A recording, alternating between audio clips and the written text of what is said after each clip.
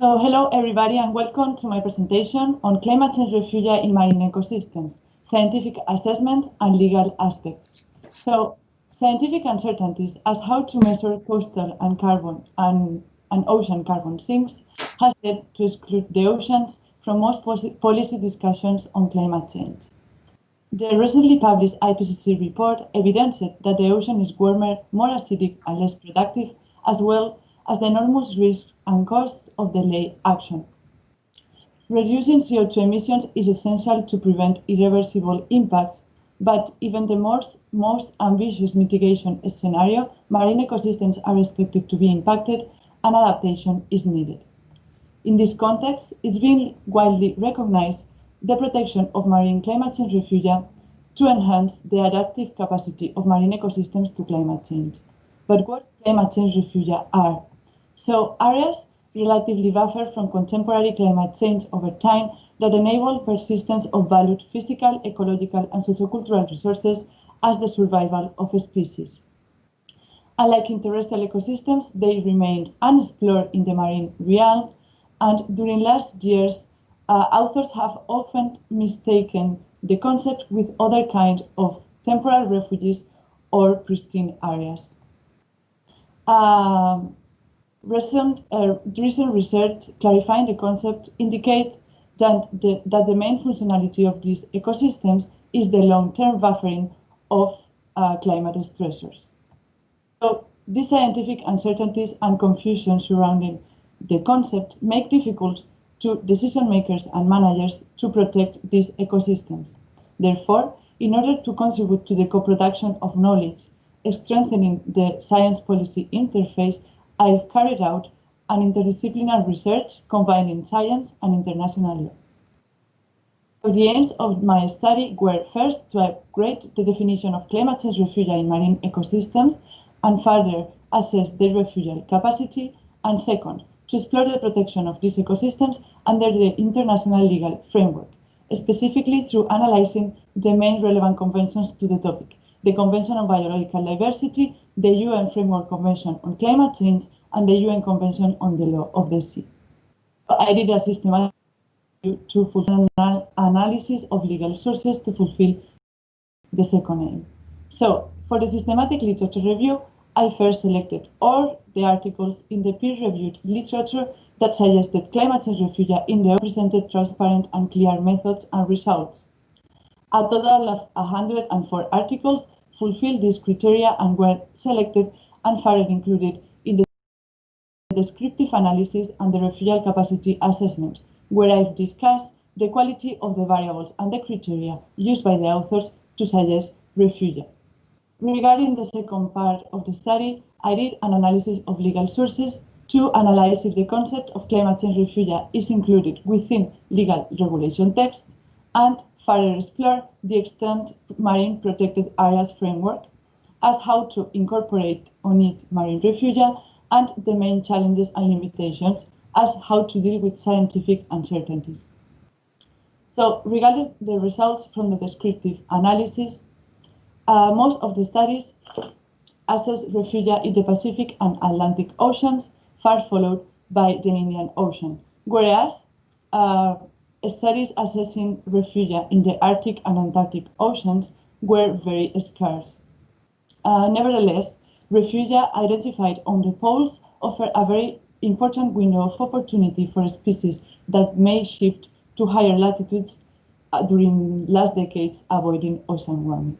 Regarding the main methodology used by the authors, most of the articles combine these four different methodologies, but field surveys and modeling surveys were the most applied methodologies. Articles just based in laboratory experiments were not considered as convenient since marine refugia are natural identities and therefore capturing in situ measurements is needed. Regarding the climate stressor assess, most of the articles assess refugia for ocean warming very far followed by ocean acidification. Other climate stressors such as sea level rise, sea ice loss, or ocean deoxygenation were underrepresented. Moreover, just about 8% of the articles combined more than one climate stressor. And suggesting refugia just using one climate stressor may over or underestimate the refugial capacity of the ecosystems, since climate stressors don't act in a linear way, but rather synergically or antagonically. In this map, I represented all the refugia identified in the literature by taxa, and we can see that of the studies assess refugia for tropical coral reefs, followed by macroalgae that were commonly assessed on the North Atlantic, and benthic invertebrates that are scattered over the map. However, other important or vulnerable species, such as seagrasses, marine mammals, or cold water corals, were assessed by very few studies. Regarding the variables analysis, I just will focus on ocean warming, since it was the most assessed climate stressor. So I've selected all the variables measured by the authors to suggest buffering against thermal stress. In this graph and the following graphs, I represented in the y-axis all these variables used by the authors that for satellite variables were mainly sea surface temperature, and for in situ variables, temperature measured in situ. So the x-axis represents the total duration of the measurements of the variables, and the colors the kinds of variables. So we can see in light gray that less than half of the variables were measured in situ, but in turn, almost 80% of them were regularly measured. Nonetheless, a small percentage of variables were measured for more than 10 years, and I've considered 10 years as the minimum to suggest long-term buffering. Finally, looking at variables, even though they presented a higher duration of their data, less than half of them presented high resolution. And we know that high resolution satellite variables are needed to capture local trends. But in situ regular measurements are key to capture fine-scale variability of temperatures and suggest buffering and refugial capacity. As we can see in the studies from Teixeira and Wald that even though they use a high-resolution sea surface temperature, those variables were unable to capture temperature trends that were captured by in situ temperature measurements. Regarding the results from the criteria analysis, I found 30 criteria applied by the authors to suggest refugia against ocean warming, but we will focus in the most used criteria. So most of the articles applied a valid criterion, which is favorable water temperatures or the capacity of the location to mitigate ocean warming. But around 11% of the articles suggested that if the location, if the coral reefs on the location presented lower mortality or bleaching, maybe because of the buffering capacity of that location to buffer thermal stress. But without temperature data evidencing this mitigation, this criterion cannot be used and more research is needed.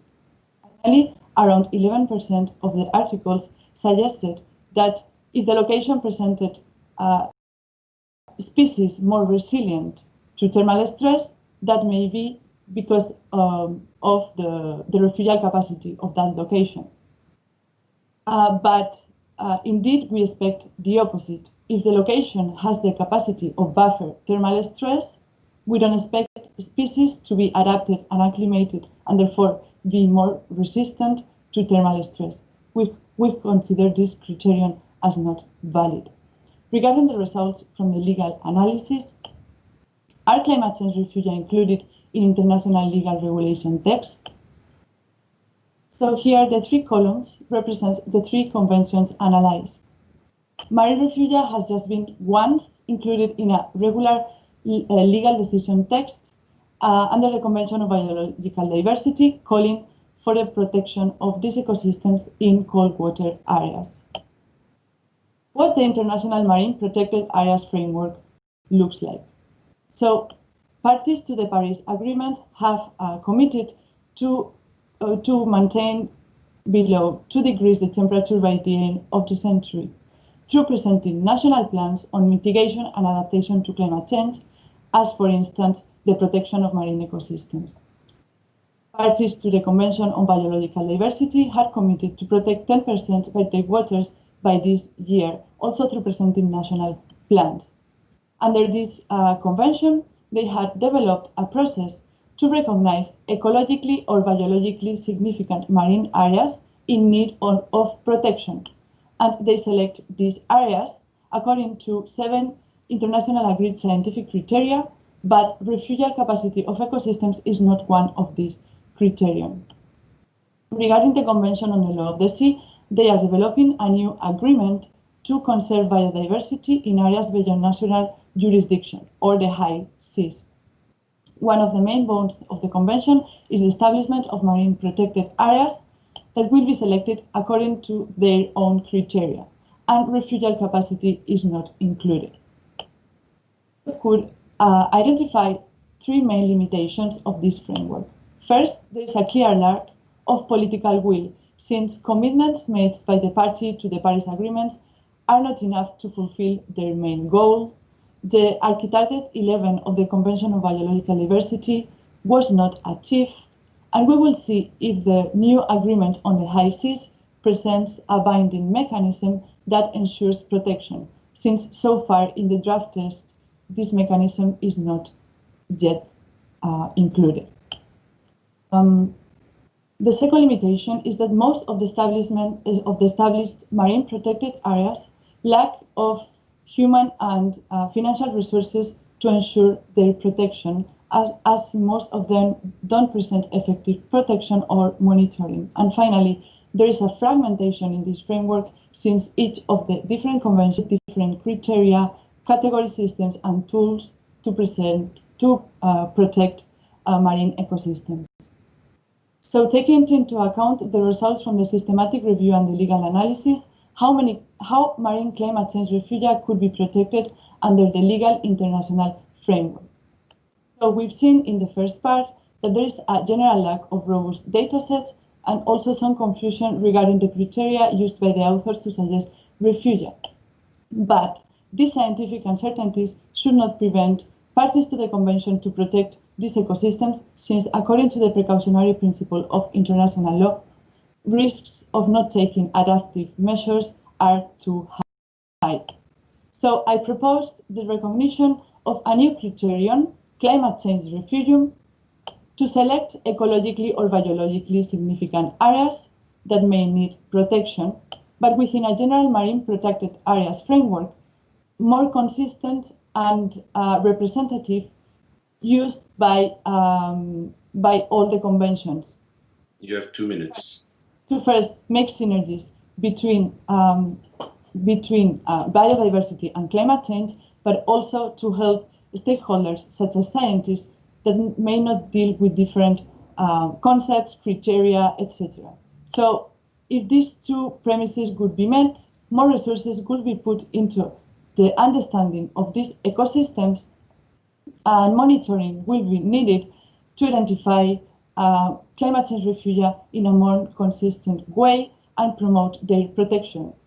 As effective protection requires monitoring, more resources will be put into monitoring, contributing to fulfilling knowledge gaps and giving scientists more consistent data sets that will allow their further protection and eventually enhancing adaptation of marine ecosystems to climate change. So to conclude, this study was the first attempt to clarify the concept of marine climate change refugia through discussing data and criteria that should be used by future research and may in turn facilitate their protection. I suggest that this is a suitable moment to include refugial capacity of ecosystems within the General Marine Protected Areas Framework, since the new agreement on high seas and the post-2020 framework of the Convention on Biodiversity are still ongoing, but also the UN Oceans Decade is about to start. Finally, interdisciplinary research is needed to strengthen bridges between disciplines to face climate change challenges and contribute to make science capable of fulfilling societal needs. I would like to thank my 3 supervisors for their amazing support, the whole IMBERC community for these 2 amazing years, and my resilient community of family and friends that always support me. Thank you.